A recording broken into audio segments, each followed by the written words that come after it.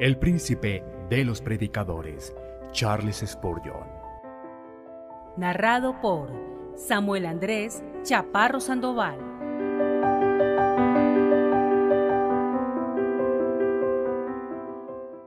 La obra del marchitamiento del espíritu.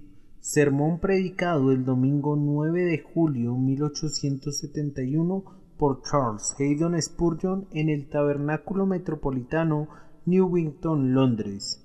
Voz que decía, da voces, y yo respondí, ¿qué tengo que decir a voces? Que toda carne es hierba, y toda su gloria como flor del campo. La hierba se seca, y la flor se marchita, porque el viento de Jehová sopló en ella. Ciertamente como hierba es el pueblo, sécase la hierba, marchítase la flor, mas la palabra del Dios nuestro permanece para siempre. Isaías capítulo 40, versículos 6 al 8. Siendo renacidos no de simiente corruptible, sino de incorruptible por la palabra de Dios que vive y permanece para siempre, porque toda carne es como hierba, y toda la gloria del hombre como la flor de la hierba. La hierba se seca y la flor se cae, mas la palabra del Señor permanece para siempre. Primera de Pedro capítulo 1, versículos 23 al 25. El pasaje del libro de Isaías que acabo de leer ante ustedes puede ser usado como una descripción muy elocuente de nuestra mortalidad, y si se predicara un sermón acerca de la fragilidad de la naturaleza humana, la brevedad de la vida y la certidumbre de la muerte basándose en ese texto, nadie discutiría lo adecuado del texto. Sin embargo, yo me atrevo a preguntar si un sermón así estaría llegando al fondo de la enseñanza central del profeta. El texto se refiere a algo más que a la descomposición de nuestra carne física. La mente carnal, la carne en otro sentido, es el propósito del Espíritu Santo cuando ordenó a su mensajero que proclamara esas verdades. Me parece a mí, por el contexto, que no se requería en este lugar de una simple expresión de la mortalidad de nuestra raza. Difícilmente estaría a la altura de las otras sublimes revelaciones que la rodean, y de alguna manera se saldría del tema tratado en el contexto. La noción de que aquí simple y sencillamente se nos recuerda nuestra mortalidad no coincide con la exposición que hace Pedro del texto en el Nuevo Testamento, que también estamos presentando hoy como referencia bíblica. Hay otro significado más espiritual aquí, más profundo y de mayor alcance que el que está contenido en la gran verdad obvia que todos nosotros vamos a morir. Analicen el capítulo de Isaías con sumo cuidado. ¿Cuál es su tema? Es la divina consolación de Sión. Sión había sido sacudida al revés y al derecho por serios conflictos. Se había estado doliendo a consecuencia de su pecado. El Señor, para quitar su aflicción, ordena a su profeta que anuncie la venida del muy esperado libertador, y el fin y el cumplimiento de todas sus guerras y el perdón de toda su iniquidad. No cabe ninguna duda que este es el tema de la profecía, ni tampoco hay interrogantes acerca del punto que sigue, que el profeta procede a predecir la venida de Juan el Bautista como el precursor del Mesías. No encontramos ningún problema en la explicación del pasaje. Preparad camino a Jehová, enderezad calzada en la soledad a nuestro Dios, pues el Nuevo Testamento una y otra vez vincula esto al Bautista y su ministerio. El propósito de la venida del Bautista y de la misión del Mesías a quien anunciaba era la manifestación de la gloria divina. Vayan al versículo 5 y se manifestará la gloria de Jehová, y toda carne juntamente la verá, porque la boca de Jehová ha hablado. Entonces, ¿qué sigue a continuación? ¿Era necesario mencionar la mortalidad del hombre en este contexto? Creo que no. Hay una mayor coherencia de sentido en los versículos siguientes si entendemos su significado más profundo. ¿Acaso no quieren decir esto para crear un espacio para la manifestación de la gloria divina en Cristo Jesús y su salvación? ¿Se marchitará toda la gloria de la que el hombre hace alarde? La carne debe verse en su verdadera naturaleza, corrupta y mortal, y sólo la gracia de Dios debe ser exaltada. Esto se vio primero durante el ministerio de Juan el Bautista, y debe ser la obra preparatoria del Espíritu Santo en los corazones de los hombres, en todo momento, para que la gloria del Señor sea revelada, y el orgullo humano sea confundido para siempre. El Espíritu sopla sobre la carne, y aquello que parecía vigoroso se vuelve débil. Aquello que era hermoso de contemplar es corroído por la corrupción. De esta manera se descubre la verdadera naturaleza de la carne. Su engaño queda al desnudo, su poder es destruido, y hay espacio para la dispensación de la palabra que permanece para siempre, y para el gobierno del pastor grandioso, cuyas palabras son espíritu y vida. El espíritu marchita, y esta obra es la preparación para la siembra y para la implantación a través de las cuales se obra la salvación. El proceso que marchita antes de la siembra fue cumplido de manera maravillosa en la predicación de Juan el Bautista. De manera muy apropiada, Juan desarrolló su ministerio en el desierto, pues lo rodeaba por completo un desierto espiritual. Él era la voz de uno que clama en el desierto. Su trabajo no era plantar, sino derribar hachazos. La religión carnal de los judíos estaba en su punto culminante. El fariseísmo deambulaba por las calles, paseando toda su pompa. Los hombres descansaban de manera complaciente solo en ceremonias externas, y la religión espiritual iba en una terrible decadencia. Por aquí y por allá se podía encontrar a Simeón y a Ana, pero como regla general los hombres no conocían nada de religión espiritual, sino que decían en sus corazones: Abraham tenemos por padre, y esto basta. ¿Qué conmoción causaría Juan cuando llamó a los arrogantes fariseos generación de víboras? ¿Cómo se sacudiría la nación con la declaración: y ya también el hacha está puesta a la raíz de los árboles? Severo como Elías, su obra consistía en derribar montañas y abatir cualquier imaginación altiva. Esa palabra, arrepentíos, era un viento quemante para el bosque de la justicia propia, una bomba mortal para la confianza del ceremonialismo. Su alimento y su vestido invitaban al ayuno y al gemido. El signo externo de su ministerio declaraba la muerte entre aquellos a quienes predicaba, conforme sepultaba en las aguas del Jordán a quienes venían a él.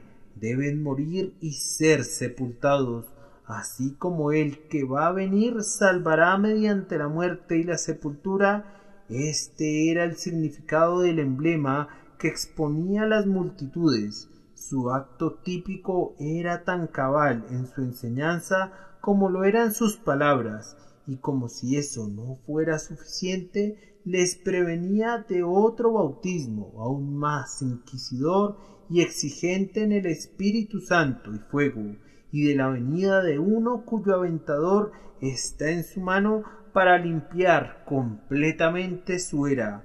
El espíritu en Juan soplaba como el poderoso viento del norte, capaz de devastar y marchitar, y lo convirtió en un destructor de la vanagloria de la religión de la carne, para que pudiera ser establecida la fe espiritual. Cuando el propio Señor apareció, Él vino a una tierra seca, cuyas glorias habían desaparecido.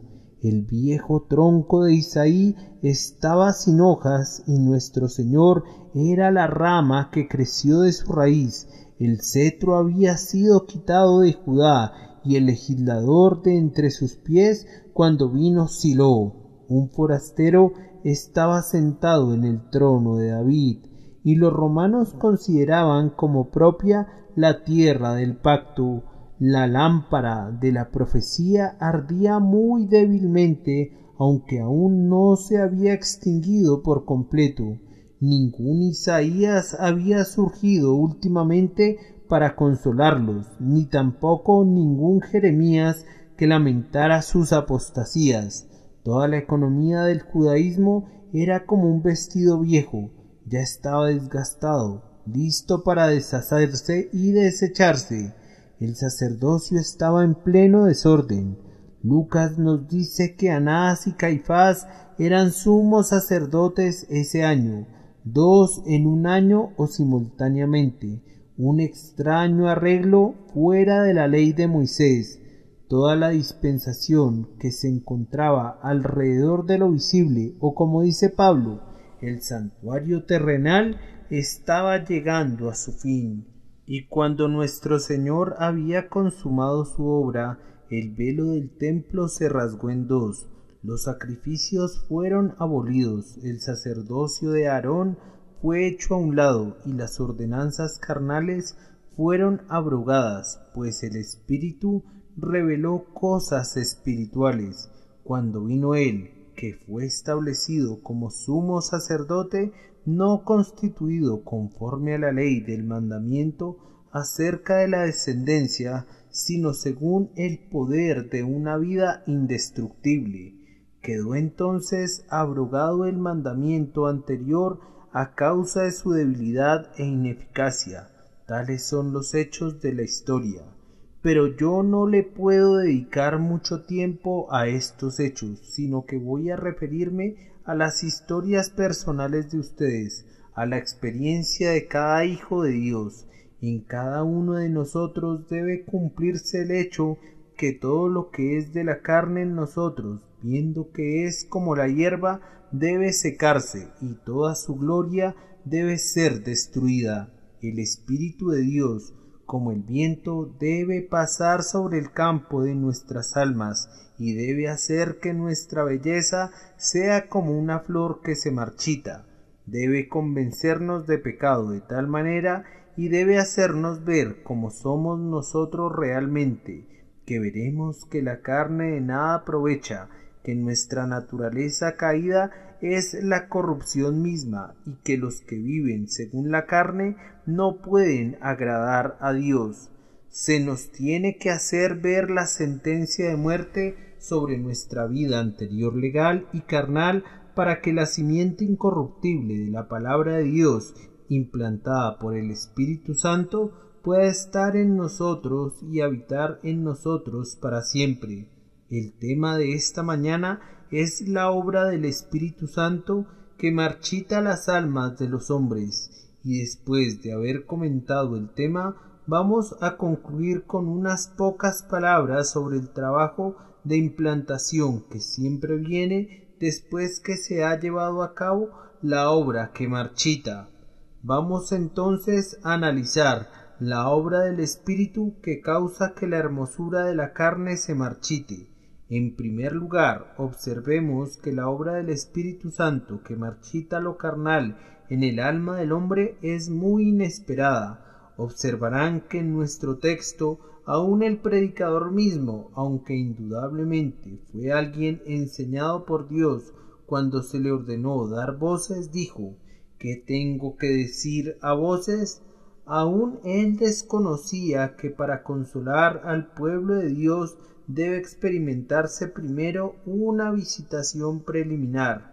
Muchos predicadores del Evangelio de Dios han olvidado que la ley es el ayo que lleva a los hombres a Cristo. Hemos visto demasiada actividad que trata de remendar sin usar la aguda aguja del poder de convicción del Espíritu. Muchos predicadores se han esforzado para hacer a Cristo precioso a los ojos de los que se consideran ricos y poseedores de muchos bienes. Sin embargo, ha sido una labor vana. Es nuestro deber predicar a Jesucristo aun a pecadores que hacen alardes de rectos, pero es seguro que Jesucristo nunca será aceptado por ellos mientras tengan una alta estima propia. Solo los enfermos darán la bienvenida al doctor.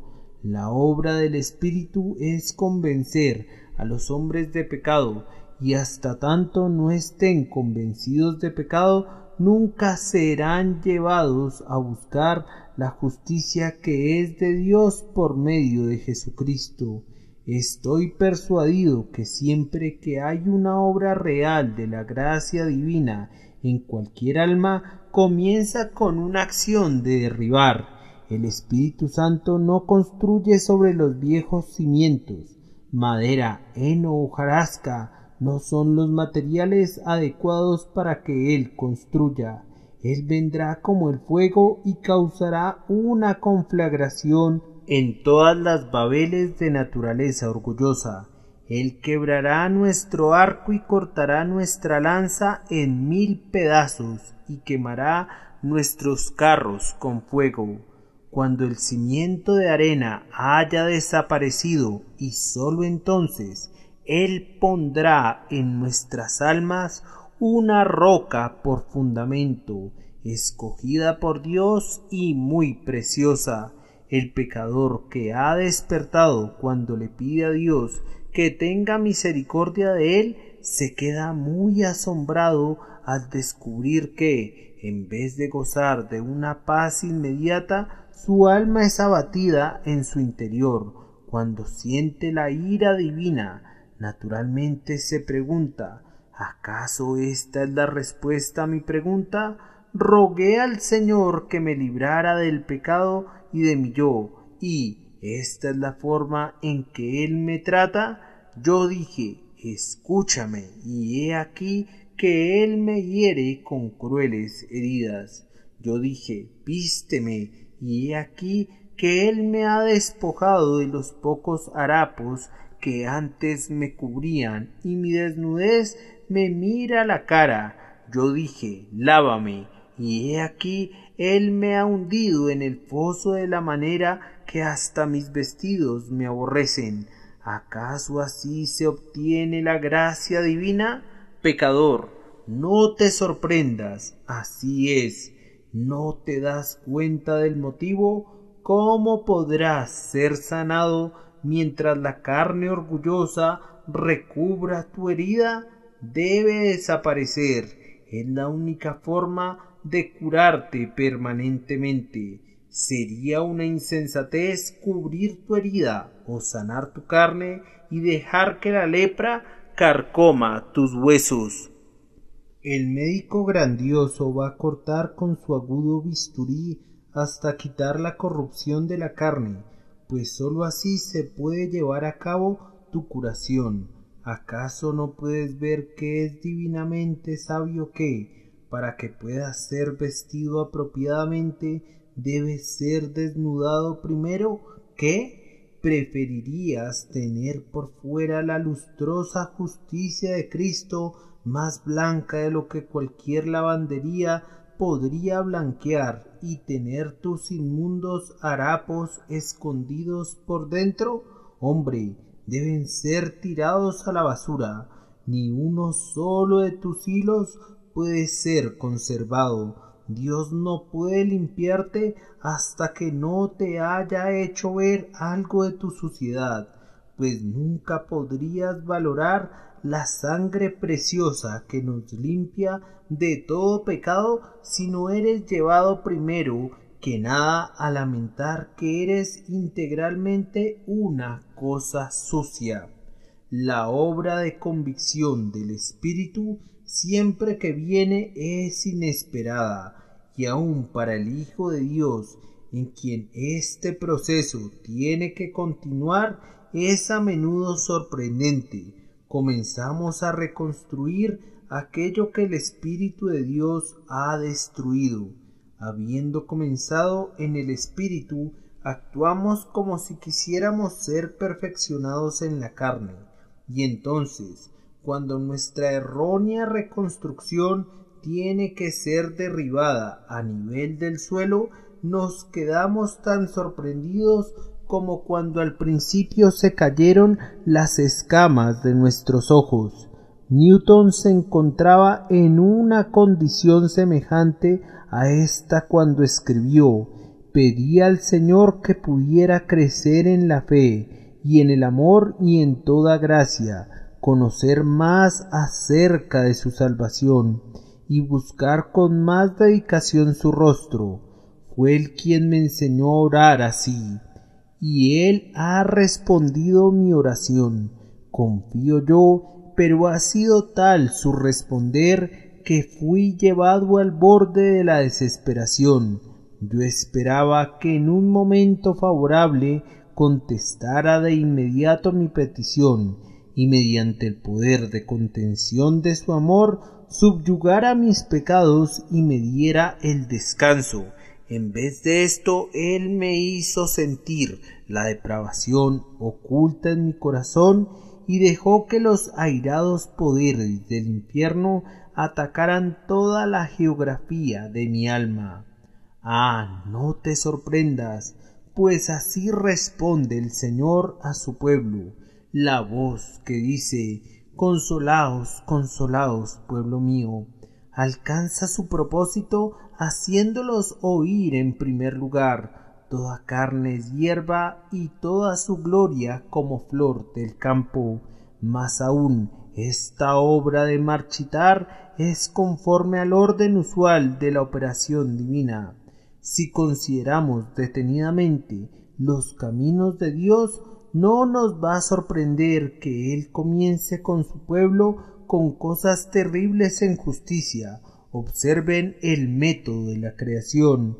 No me voy a aventurar en teorías dogmáticas de geología, pero parece que hay una alta probabilidad que este mundo fue creado y destruido varias veces antes de su arreglo final para que lo habitara el hombre. En el principio creó Dios los cielos y la tierra. Después vino un largo intervalo y al final, en el tiempo designado, durante 6 días, el Señor preparó la tierra para la raza humana. Consideren entonces el estado de las cosas cuando el grandioso arquitecto comenzó su obra. ¿Qué había en el principio? Originalmente nada. Cuando Él mandó, Él ordenó de la tierra cómo estaba. La tierra estaba desordenada y vacía, y las tinieblas estaban sobre la faz del abismo. No había ningún rastro de algún plan alterno que interfiriera con el grandioso arquitecto. ¿A quién pidió consejo para ser avisado? ¿Quién le enseñó el camino del juicio, o le enseñó ciencia, o le mostró la senda de la prudencia? No recibió ninguna contribución para las columnas o los pilares del templo que tenía proyectado construir.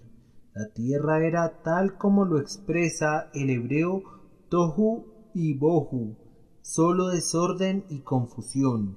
En una palabra, era el caos. Lo mismo ocurre con la nueva creación. Cuando el Señor nos hace renacer, Él no toma nada prestado del viejo hombre, sino que hace todas las cosas nuevas.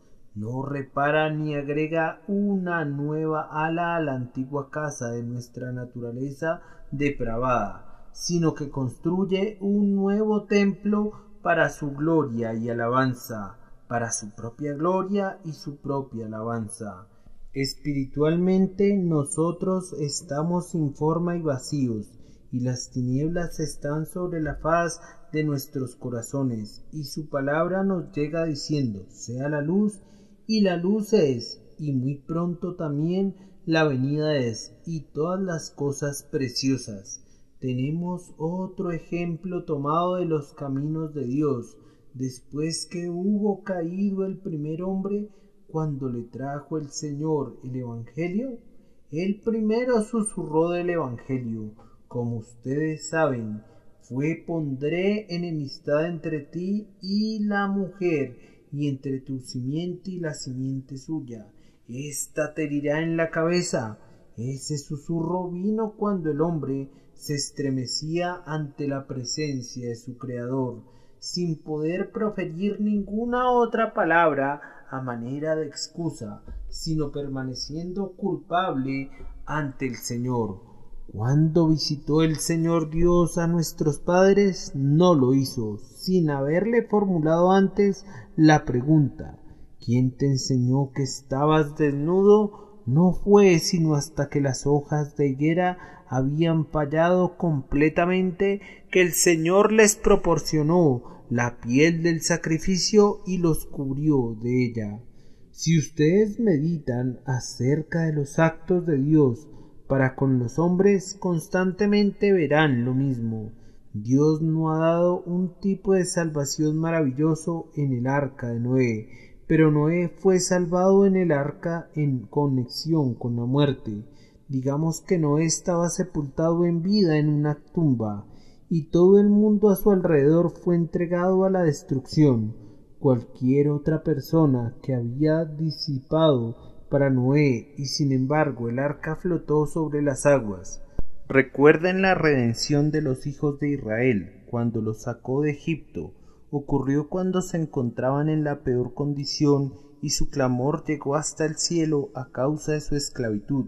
Ningún hombre les podía traer la salvación. Entonces el Señor, con mano fuerte y brazo extendido, rescató a su pueblo. En todo momento, la salvación viene con la humillación de la criatura, y cuando se desecha la esperanza humana, como aconteció con los bosques de los Estados Unidos, el hacha del leñador debe tajar y cortar, los majestuosos árboles centenarios deben caer, las raíces deben ser quemadas y el reino original de la naturaleza debe ser turbado antes de que pueda haber labranza y construcción de ciudades y las artes de la civilización y las transacciones del comercio. Lo viejo debe desaparecer para que venga lo nuevo. De la misma manera, el Señor quita lo primero para poder establecer lo segundo. El primer cielo y la primera tierra deben pasar, pues de lo contrario no puede haber un cielo nuevo y una tierra nueva. Ahora, como ha ocurrido con lo externo, debemos esperar que lo mismo ocurra dentro de nosotros. Y cuando este marchitamiento y esta pérdida de brillo tenga lugar en nuestras almas, sólo podremos decir: Jehová es, haga lo que bien le pareciere.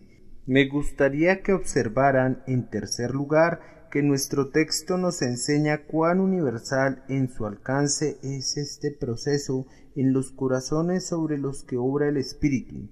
¿De qué se trata este marchitamiento?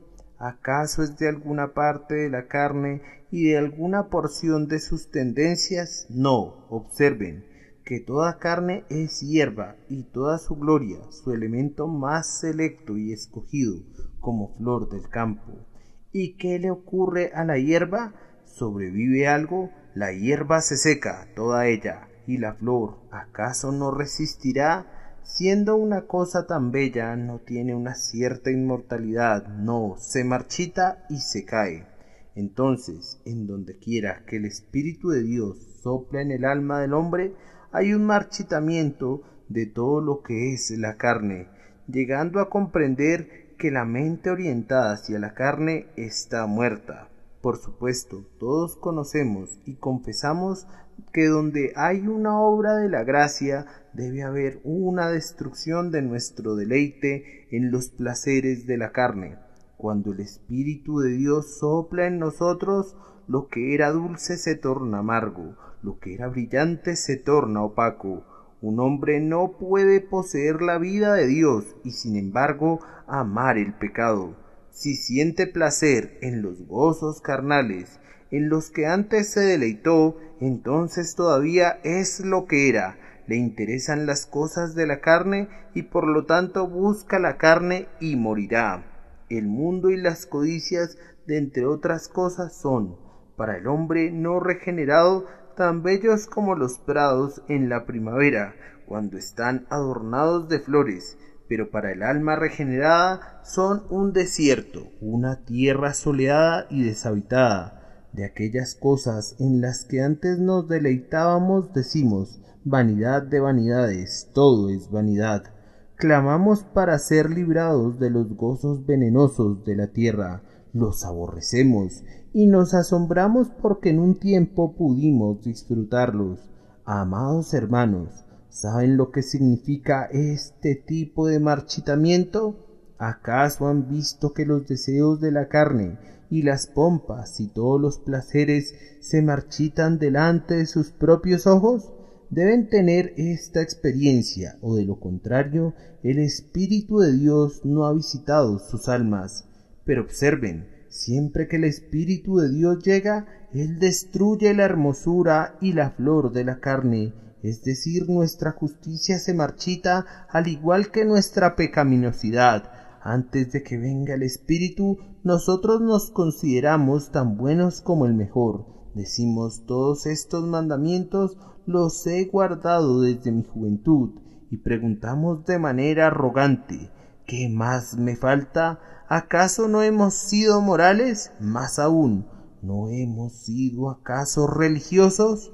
Confesamos que tal vez hemos cometido faltas, pero las consideramos faltas muy veniales, y nos atrevemos a imaginar en nuestro perverso orgullo que, después de todo, no somos tan viles como la palabra de Dios nos llevaría a pensar. Ah, mi querido oyente, cuando el Espíritu de Dios sopla en la hermosura de tu carne, su belleza se seca como una hoja, y entonces tendrás un concepto diferente acerca de ti mismo. Entonces no encontrarás palabras lo suficientemente severas para describir tu carácter anterior. Escudriñando profundamente en tus motivos e investigando los propósitos que te inducían a la acción, verás tanta maldad que clamarás conjuntamente con el publicano, Dios, sé propicio a mí, pecador. Cuando el Espíritu Santo ha marchitado en nosotros nuestra justicia propia, todavía no ha completado ni el 50% de su obra. Aún hay mucho que debe ser destruido, y en el saldo total debe ser desechado nuestro poder de resolución. La mayor parte de la gente piensa que se puede volver a Dios siempre que decida hacerlo. Soy un hombre de tal fortaleza de mente, dice alguno, que si yo me decidiera a ser religioso no tendría ningún problema. Ay, dice otro espíritu liviano, yo creo que uno de estos días puedo corregir los errores del pasado y comenzar una nueva vida. Ah, mis queridos oyentes, las resoluciones de la carne son flores bellas, pero todas se van a marchitar. Cuando somos visitados por el Espíritu de Dios, encontramos que aun cuando la voluntad esté presente en nosotros, no sabemos cómo llevar a cabo lo que queremos, sí, y descubrimos que nuestra voluntad es contraria a todo lo que es bueno y que naturalmente no vamos a venir a Cristo para que podamos tener vida. Qué pobres cosas tan frágiles son las resoluciones cuando son vistas a la luz del Espíritu de Dios. Aun así, el hombre dirá, después de todo, yo pienso que tengo dentro de mí una conciencia iluminada y una inteligencia que me guiará acertadamente. Voy a usar la luz de la naturaleza, y no dudo que si me desvío un poco, voy a poder encontrar mi senda otra vez.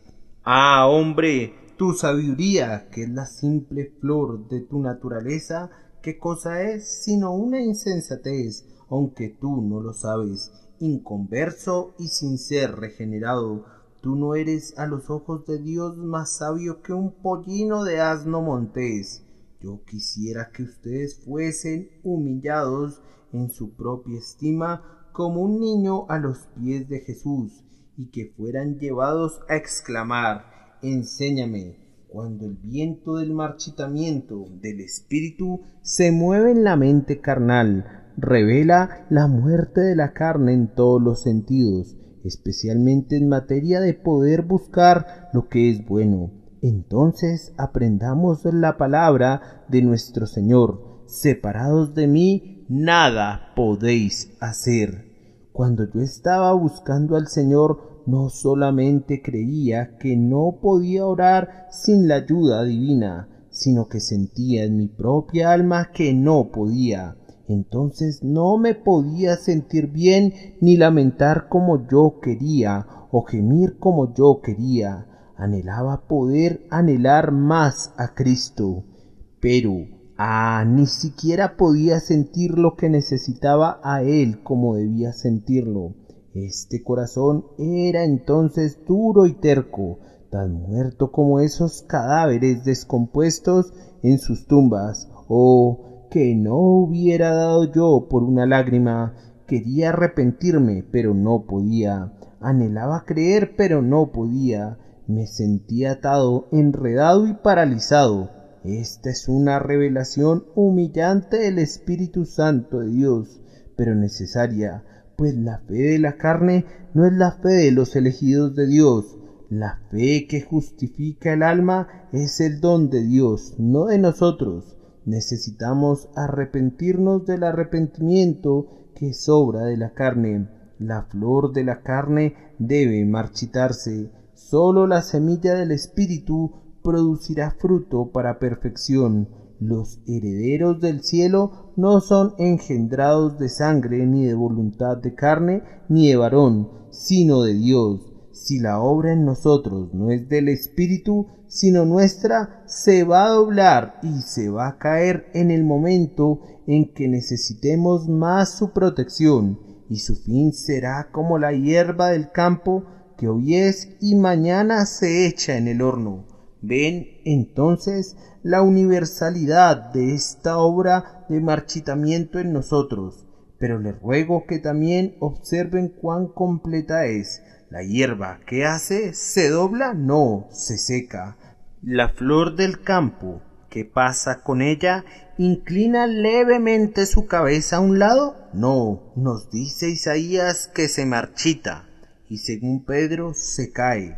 No se puede revivir regándola, porque ha llegado a su fin.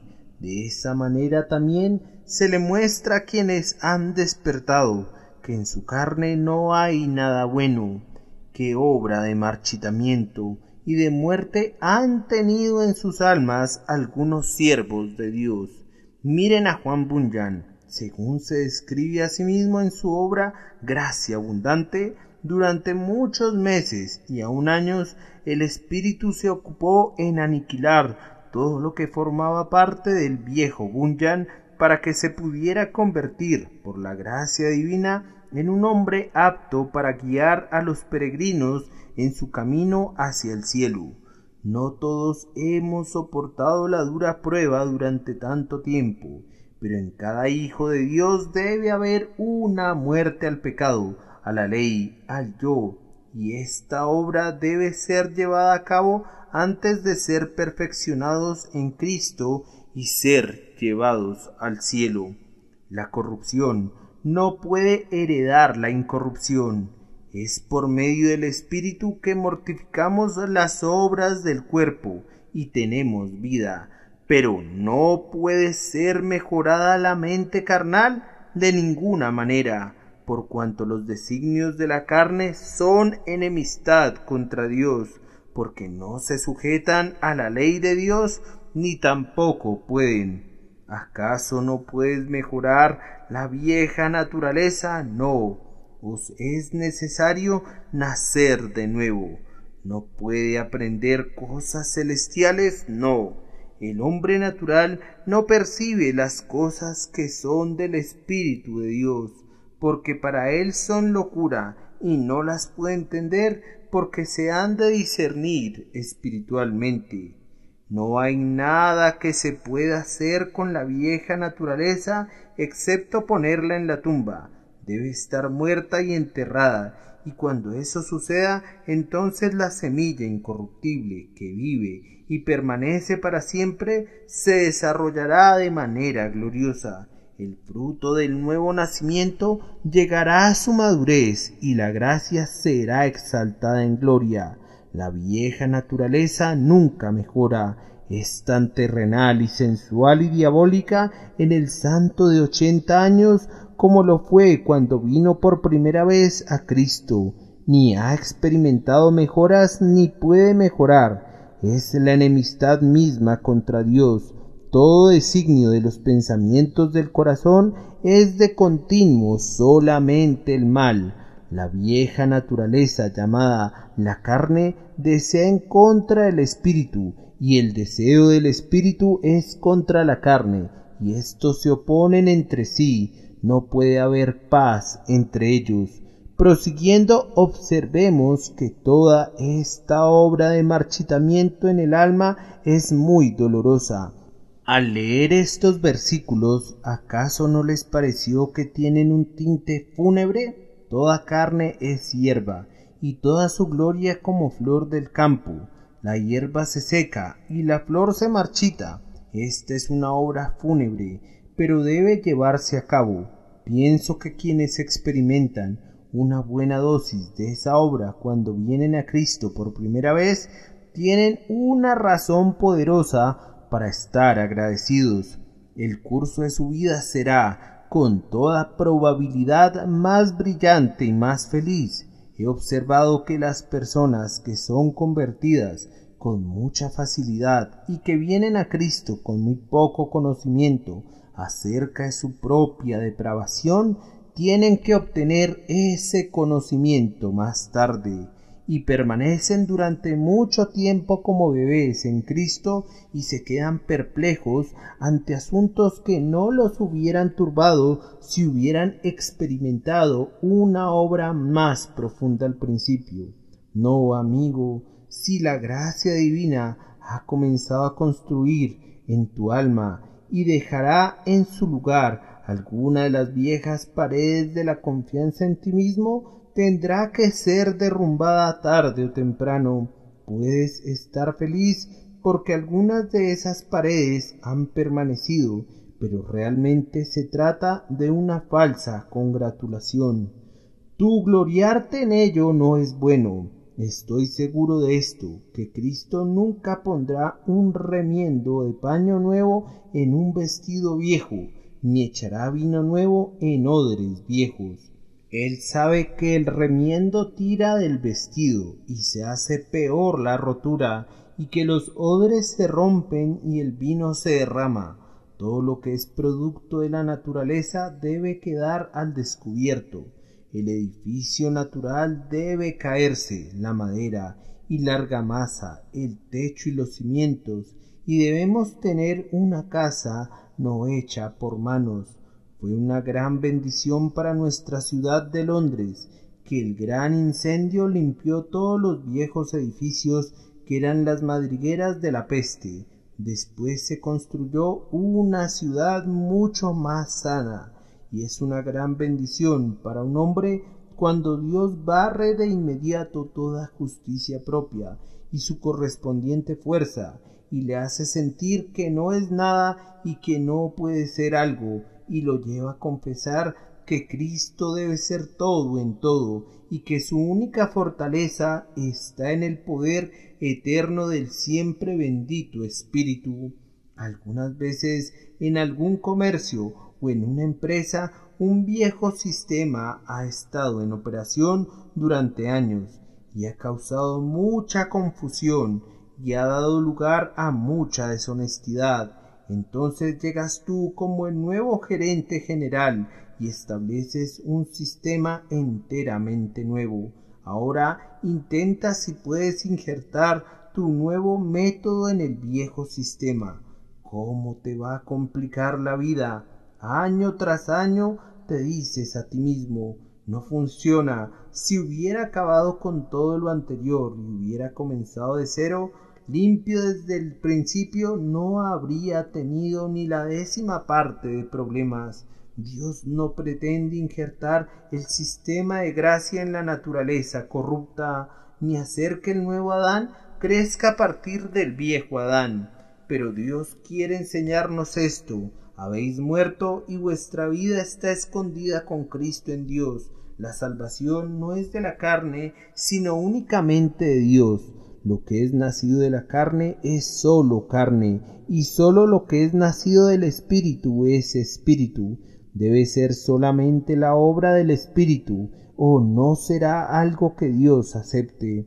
Observen, hermanos y hermanas, que aunque esto doloroso es inevitable, ya he explicado esto y les he mostrado cuán necesario es que todo lo viejo sea quitado. Pero permítanme mencionar que es inevitable que lo viejo se vaya porque es en sí mismo corruptible. ¿Porque se seca la hierba? Porque es una cosa marchitable. Su raíz está siempre en su tumba y debe morir. ¿Cómo podría brotar del suelo y ser inmortal? No es amaranto, flor que nunca se marchita, no florece en el paraíso, crece en una tierra en la que ha caído la maldición. Toda supuesta cosa buena que crece de ti es como tú, mortal y debe morir. Las semillas de la corrupción están en todos los frutos del árbol humano. Aun cuando fueran tan bellos como los racimos del huerto del Edén, deben morir. Además, sería imposible, hermanos y hermanas míos, que hubiera algo de la carne en nuestra salvación, conjuntamente con algo del Espíritu, pues si así fuera, habría una división del honor. Hasta este momento las alabanzas son para Dios, y a partir de ahora las alabanzas me pertenecen a mí. Si yo fuera a ganar el cielo en parte por lo que yo hubiera hecho y en parte por lo que Cristo hubiera hecho, y si la energía que me santificó fuera en alguna medida mi propia energía y en otra medida fuera divina, quienes dividen el trabajo también dividen la recompensa. Y los cantos del cielo, aunque serían en parte para Jehová, deberían ser también en parte para la criatura. Pero eso no ocurrirá. Sométete, carne orgullosa, humíllate, te digo, aunque te laves y te purifiques como puedas, eres totalmente corrupto. Aunque te esfuerces hasta el agotamiento, construyes con madera que será quemada y con heno que será convertido en cenizas. Abandona toda confianza en ti mismo y deja que la obra pertenezca a quien le pertenece, y que el mérito sea para quien corresponde, es decir, únicamente para Dios. Es inevitable entonces que haya esta obra de marchitamiento. Concluyo con una palabra de consuelo para cualquiera que esté experimentando el proceso que estamos describiendo, y espero que algunos de ustedes estén en esa condición. Me da mucho gozo cuando escucho que ustedes, inconversos, se sienten muy miserables, pues las miserias, que son obras del Espíritu Santo, son siempre el preludio de la felicidad. La obra del Espíritu es de marchitar. Me encanta la traducción que tenemos, porque el Espíritu de Jehová sopló en ella. Es cierto que el pasaje puede ser también traducido así: el viento de Jehová sopló en ella. Como ustedes saben, la misma palabra se usa en el hebreo para designar viento y espíritu, y lo mismo es válido en el griego, pero conservemos aquí la antigua traducción, pues yo pienso que es el significado real del texto. Es el Espíritu de Dios el que marchita la carne, no es el diablo el que mató mi justicia propia. Me daría miedo que fuera así, ni tampoco fui yo el que se humilló a sí mismo mediante una autodegradación voluntaria e innecesaria. Fue el Espíritu de Dios. Es mejor ser hecho pedazos por el Espíritu de Dios que ser sanado por la carne. ¿Qué dice el Señor? Yo hago morir y yo hago vivir. Él nunca hace vivir sino a quienes Él hace morir. Bendito sea el Espíritu Santo cuando me mata, cuando su espada corta a través de las entrañas de mis propios méritos y de mi confianza en mí mismo, entonces me hace vivir. Yo hiero y yo sano. Él nunca sana a nadie que no haya herido. Entonces bendita sea la mano que hiere, que siga hiriendo, que corte y arranque, que me quede muy claro cuán malo soy, para que pueda ser llevado a desesperar de mí mismo, y me deje caer sobre la misericordia inmerecida de Dios, y que la reciba como un pobre pecador culpable, perdido, desesperado y arruinado. Que por su gracia nos arrojemos en los brazos de la gracia soberana, sabiendo que Dios debe dar todo, y Cristo debe ser todo, y el Espíritu debe obrar todo, y el hombre debe ser como barro en las manos del alfarero, para que el Señor pueda llevar a cabo en él lo que le parezca bien. Gócense, queridos hermanos y hermanas, sin importar en qué forma son abatidos, pues si el Espíritu los humilla, Él no quiere ningún mal para ustedes, sino que quiere un infinito bien para sus almas. Ahora vamos a concluir con unas pocas frases relativas a la implantación. Según Pedro, aunque la carne se marchita y la flor se cae, en los hijos de Dios hay un proceso inverso al marchitamiento que es de otra índole, siendo renacidos no de simiente corruptible, sino de incorruptible, por la palabra de Dios que vive y permanece para siempre, mas la palabra del Señor permanece para siempre. Ahora, el Evangelio nos es útil porque no es de origen humano. Si fuera de la carne, todo lo que pudiera hacer por nosotros no nos llevaría más allá de la carne, pero el Evangelio de Jesucristo es sobrehumano, divino y espiritual. Desde su concepción es de Dios. Su gran don, el Salvador, es un don divino, y todas sus enseñanzas están llenas de la divinidad. Si tú, querido oyente, crees en un evangelio que tú mismo has elaborado, o en un evangelio que es producto del cerebro humano, es de la carne, y se va a marchitar, y tú morirás, y estarás perdido creyendo en él. La única palabra que puede bendecirte y ser una semilla en tu alma debe ser la palabra viva e incorruptible del Espíritu eterno.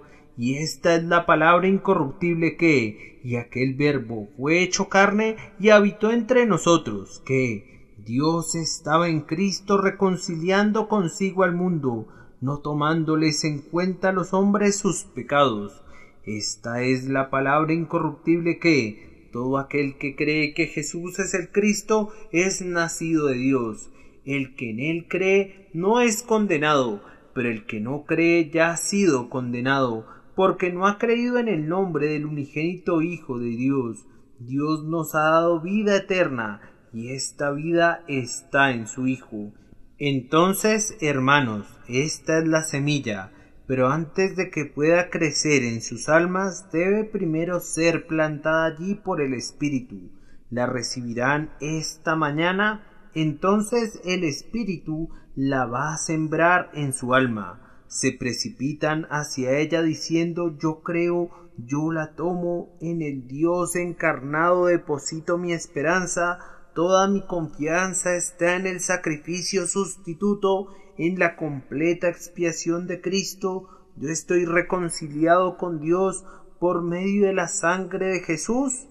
¿Y cuál es su resultado? De acuerdo con el texto, nos viene una nueva vida como consecuencia de que la palabra viva mora en nosotros y que hemos nacido de nuevo por medio de ella.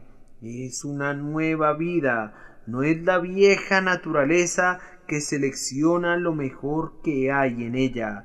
No es el viejo Adán que se refina y se purifica a sí mismo y que se eleva a algo mejor, no.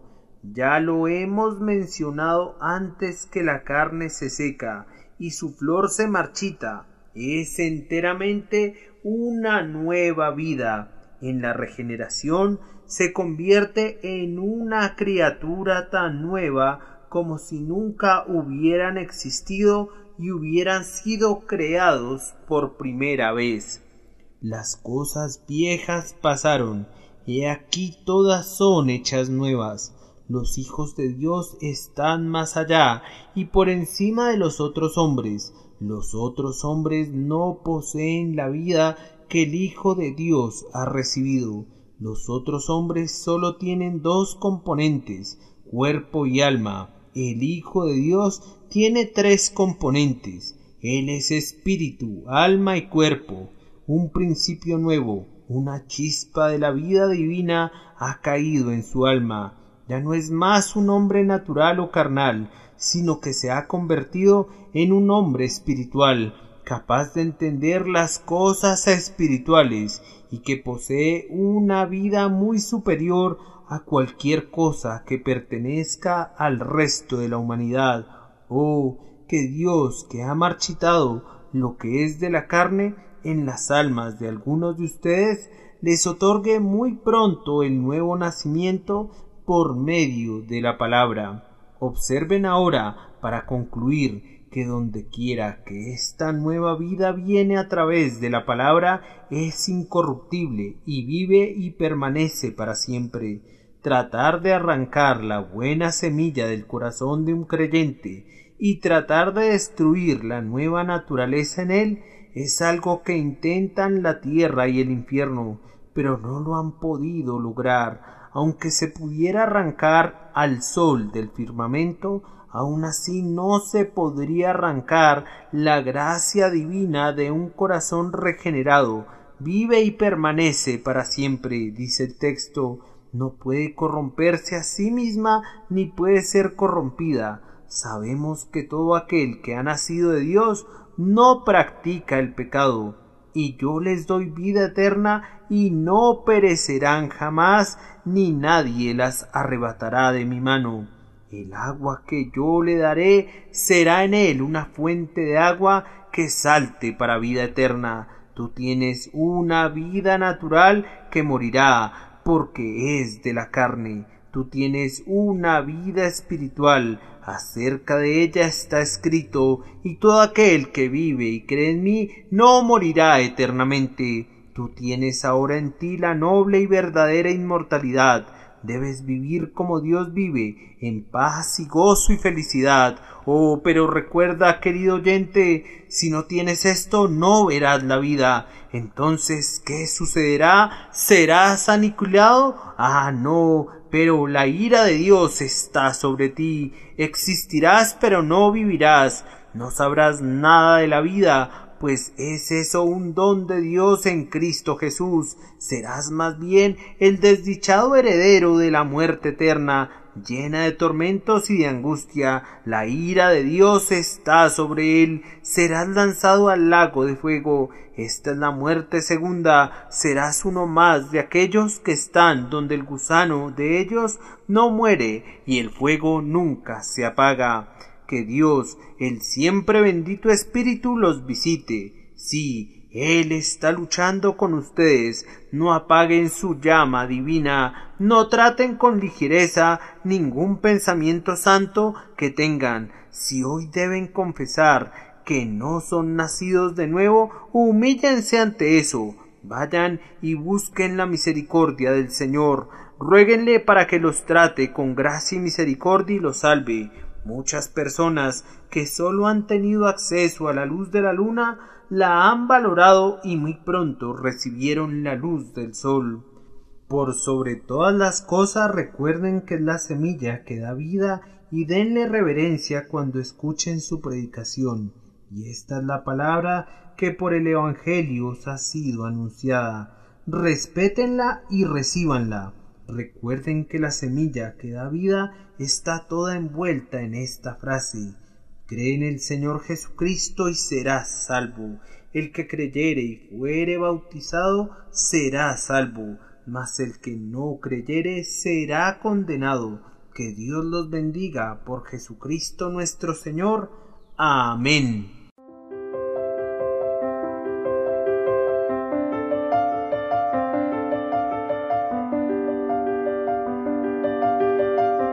El príncipe de los predicadores, Charles Spurgeon. Narrado por Samuel Andrés Chaparro Sandoval.